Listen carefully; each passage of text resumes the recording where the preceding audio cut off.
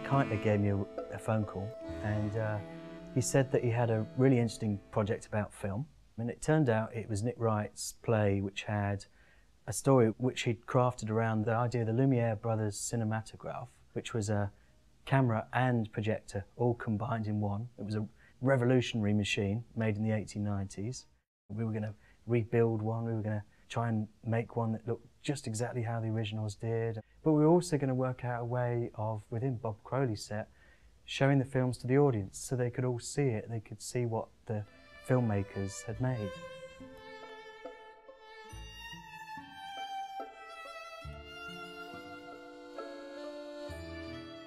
Well, initially Nick and I, we had to get our storyboards together because, you know, we needed to specify what sets were going to be built, you know, what costumes we were going to need, and also the story, you know, how were we going to portray the story on film. So we'd worked on a storyboard basically.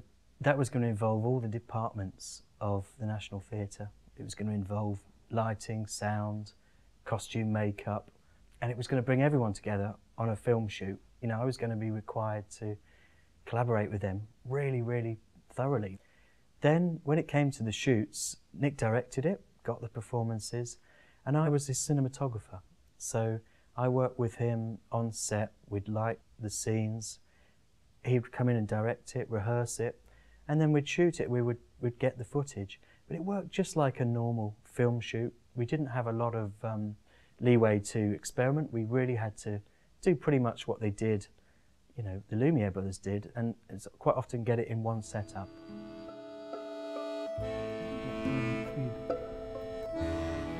Mark it. Stand by. Action. You're singing the end of your beautiful aria to your dying father.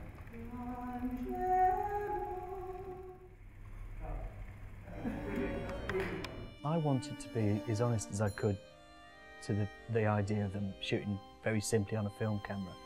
So we did shoot a proportion of a black and white film on a 16mm wind-up clockwork camera, and probably about a third of that got used. But we did also aspire to take the audience or the film to show the outside world of the shtetl. So, you know, we wanted to have some really panoramic shots, because the truth of the matter was they really had to shoot outdoors most of the time in that period because of it, you know, it was the main source of daylight.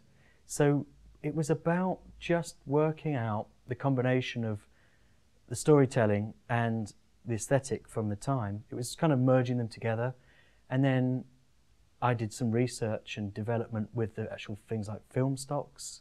I did a lot of work with, you know, the special effects techniques like green screen that we were going to use, and slowly but surely I came up with my technique, which was film on the one hand and then state-of-the-art green screen on the other hand.